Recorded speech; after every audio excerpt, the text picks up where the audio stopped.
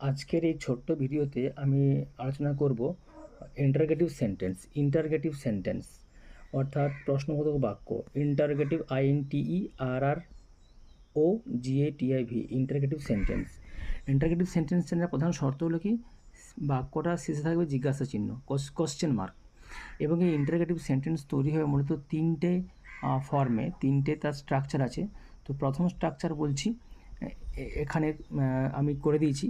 প্রথম স্ট্রাকচার হচ্ছে do verb, then subject and তারপর ভার্ব থাকবে, তারপর থাকবে অবজেক্ট এবং তারপর থাকবে কমপ্লিমেন্ট, মানে পরিপূরক অংশ। কমপ্লিমেন্ট বলতে যে বাক্যটা, যে শব্দগুলো বাক্যটাকে প্রসারিত করে।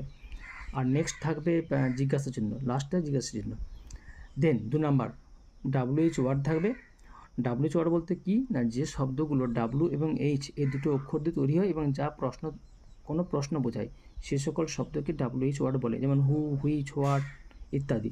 এরপর আসছি বি ভার্ব, অর্থাৎ যেগুলো বি ভার্ব থাকবে বাক্যে, সেই বি ভার্বগুলোকে ইউজ করতে হবে এখানে। দেন কী দেবো, সাবজেক্ট মানে কর্তা, তারপর হবে ভার্ব, তারপর হবে অবজেক্ট এবং তারপর হবে কমপ্লিমেন্ট এবং তারপর হবে জিজ্ঞাসা চিহ্ন। এই যে WH ওয়ার্ড দিয়ে ইন্টারগেটিভ সেন্টেন্স তৈরি করার বিশেষ কৌশল আছে।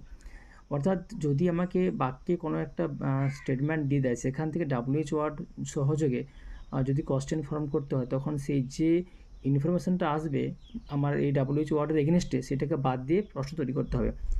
নেক্সট 3rd নাম্বার রুলস, প্রথমে দেবো বি ভার্ব অ্যান্ড দেন দেবো সাবজেক্ট, তারপর দেবো ভার্ব অর্থাৎ মেন ভার্ব, তারপর দেবো অবজেক্ট অ্যান্ড দেন দেবো কমপ্লিমেন্ট এবং লাস্টে জিজ্ঞাসা চিহ্ন। এইভাবে আমরা যে কোনো ইন্টারগেটিভ সেন্টেন্স তৈরি করতে পারি।